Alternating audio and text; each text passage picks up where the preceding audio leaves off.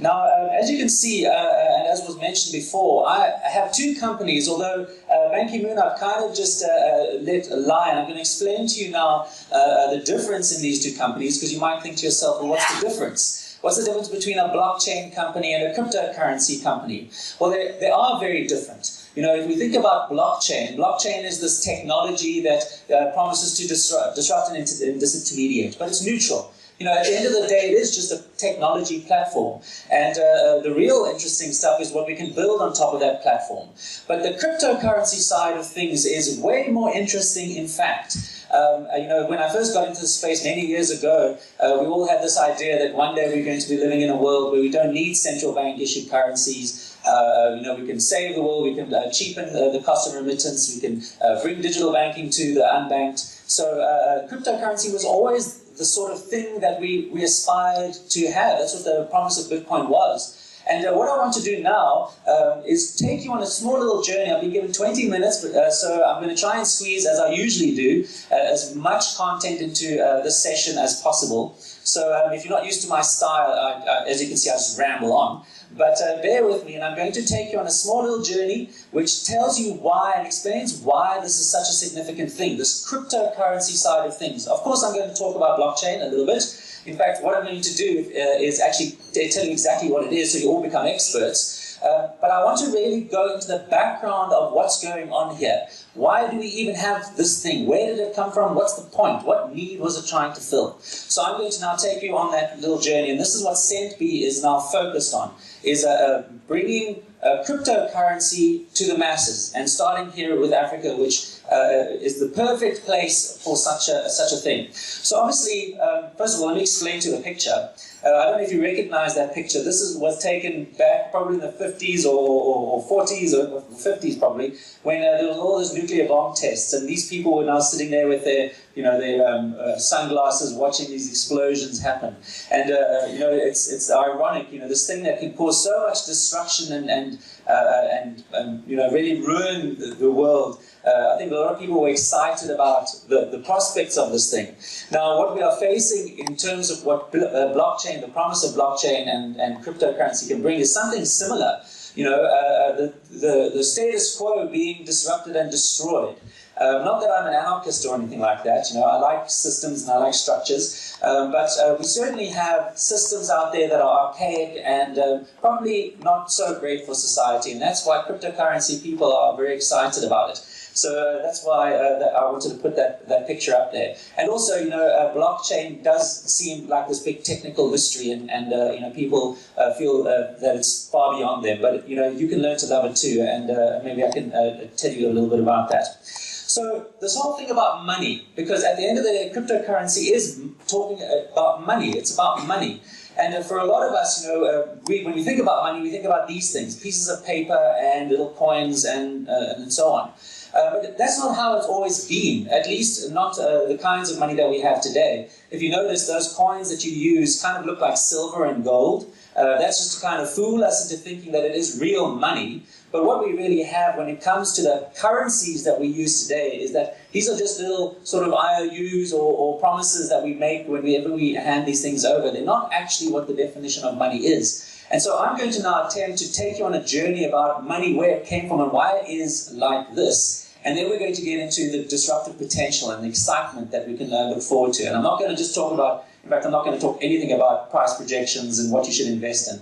If anything, I'm going to offer a cautionary tale. So let's just get right into it. Back in the early days, people used gold as money. But gold was extremely inconvenient. So very enterprising individuals would come along and say, look, I've got a very safe warehouse over here. Why don't you go and store your gold in my warehouse? And what I'm going to do is issue a little warehouse receipt. And that means at any time you can come over here and you can then redeem your little receipt for your gold coins. So this is how paper money started. But what happened then is that people just got used to holding these little warehouse receipts, and they started handing them over to each other. And what eventually happened is we kind of forgot that there was ever any real money or commodity that was affixed to this paper receipt. And then this enterprising individual, we'll call him Bob, realized that most people don't come and redeem their little warehouse receipts for their gold coins. So what he could then do is he could issue new receipts to new people. And this is now essentially what fractional reserve banking is all about, where we have this idea that there is this value that's stored in a place, and then there are all these multiple promises out there. And this is the world we live in. So if we think about the banking system, this is kind of how I guess a lot of us imagine the system is, where there's this vault somewhere with real value, real gold, and all we're doing is we're just handing each other these warehouse receipts. But this is not in fact the case. This is a very famous person, Richard Nixon, in 1971. He said, well, we're going to temporarily suspend the redemption of gold for your paper money. And that really changed everything in terms of how we think about currencies and so on. So what we've been doing is living really in a kind of monetary experiment for the last 47 or 48 years since 1971. And this is now an experiment that has been run by the central bankers, and we hope very much that they have everything under control. But as you can see, and as I'm going to show you, because of this system now that we live in, which is pretty much ad hoc, based on the kind of education and the inspiration that comes from these PhD economists up in the central banks, we are all beholden to this experiment. And very often, as a society, we can sort of be led astray by well-meaning, well-intentioned authorities, let's call them. Because what we have now is we don't have this sort of situation anymore. We don't have anything that's actually fixed our money. We don't have any basis for our money. And that's allowed central banks around the world to really just go crazy in terms of printing money. When you think about central banking, I guess we wonder what goes on in those hallowed halls over there. But at the end of the day, an economy is very much like a human being, like a person, just like you. You go and work, and you earn an income, and you have to, if you want to buy something and you don't have enough money, you borrow that money. Economies are very similar.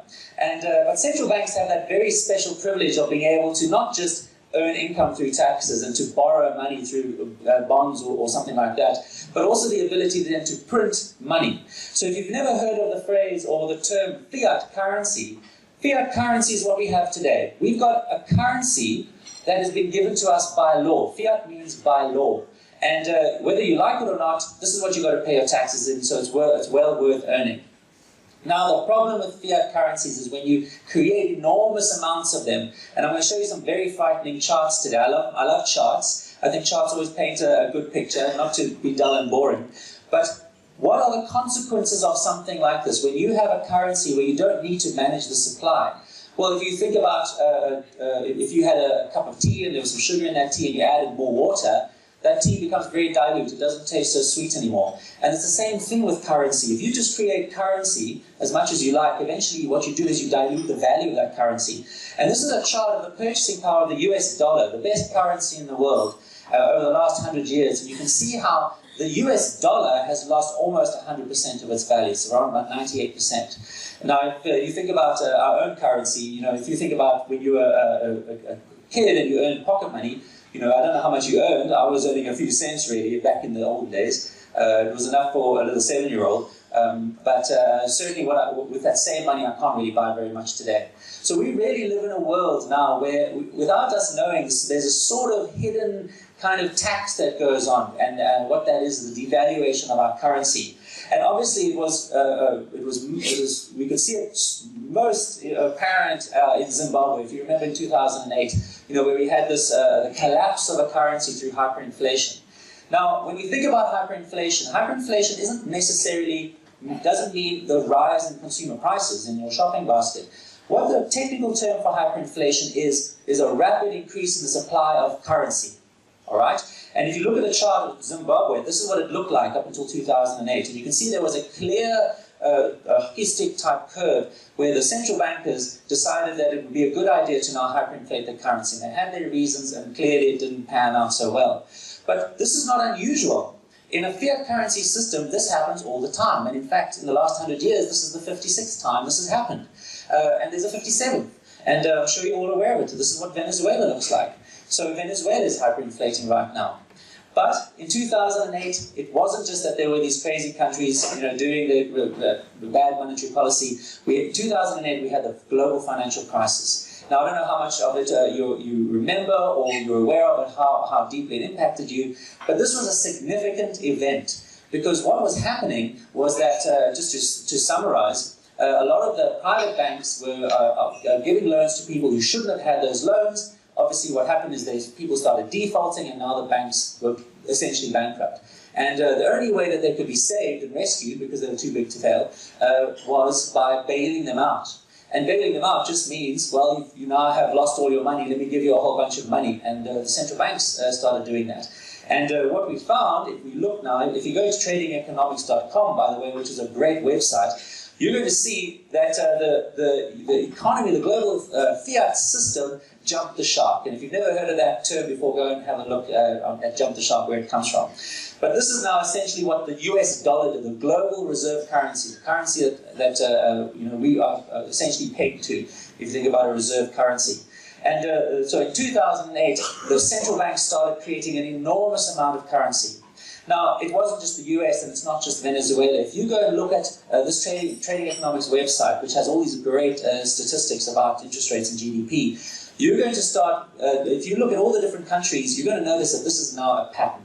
We are now living in a hyperinflated world. If you look at China, second largest economy on the earth, and if you want to have a look at what South Africa looks like, that's what we are. So we are now in a hyperinflated world. And of course, everybody's going to say, well, Lorien, I haven't had to pay $100 billion for my eggs today, like the Zimbabweans had to do. So where's all that inflation going? If we're living in a hyperinflated world, why can't I see it in the CPI? If you've been invested in the stock market and so on, you're going to notice that since 2008, you've been doing pretty darn well, and you might have been thinking yourself being really smart. But this hyperinflation has been going into all sorts of things. If you just have a look at how this is our global stock index, MCSI, and then central bank balance sheets, which essentially is how much money they have, you can see there's been a very tight correlation with the hyperinflation that we've been seeing and the sort of boom in asset prices. And a lot of economists are now calling what we're in today the everything bubble. In 2000, there was the dot-com bubble.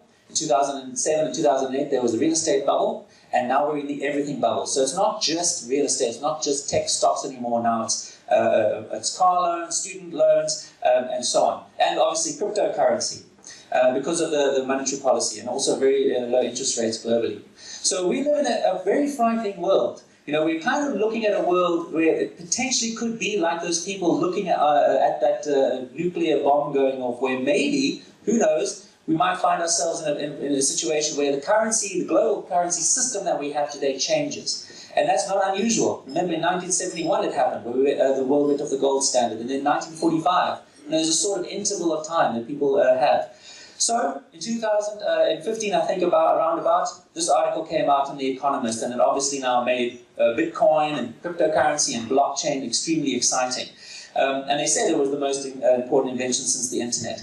But they were being very coy because they weren't talking so much about the cryptocurrency side of things, which is this money side of things. They were really trying to highlight the blockchain aspect because, as I said, that's extremely neutral and pretty politically correct. If you're a Bitcoin company or a blockchain company today, at least a cryptocurrency company, I'm sure you've probably felt that regulations and so on there's always a sort of grey area that makes things scary. And that's why we've seen so much volatility in the prices of these cryptocurrencies. Because we feel like we're in this very exciting phase where we have this new kind of digital asset, but we don't know how it's going to pan out. We don't know if regulators are going to be happy with it. Our central bank is going to sit by and allow us to trade outside of their system that they govern. Because at the end of the day, the central bank is government. And a government can't have control over the money, they can't have control over you. So this is a very politically sort of shaky thing, and that's why we're going to have volatility in the prices of these currencies for a long time.